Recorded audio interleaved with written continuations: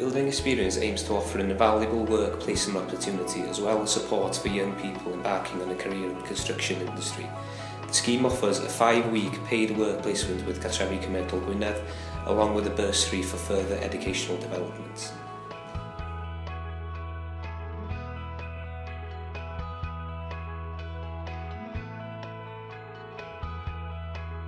With a clear focus on construction, we are cooperating with Coleg Menai's construction department to recruit from the second-year pool of students undertaking the Diploma in Construction and the Built Environment.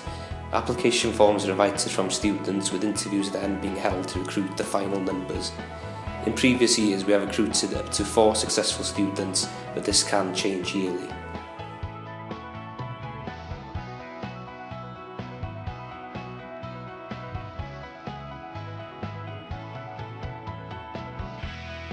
We aim to provide as much practical, hands-on experience as possible to all students out on our sites. Students are given tasks such as developing the design on CAD, consulting with tenants on the design,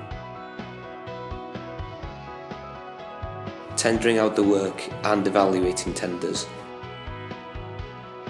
All the above is to provide a hands-on, practical experience that is of value to them and relates to the course and the construction area in order for them to develop further in the construction industry.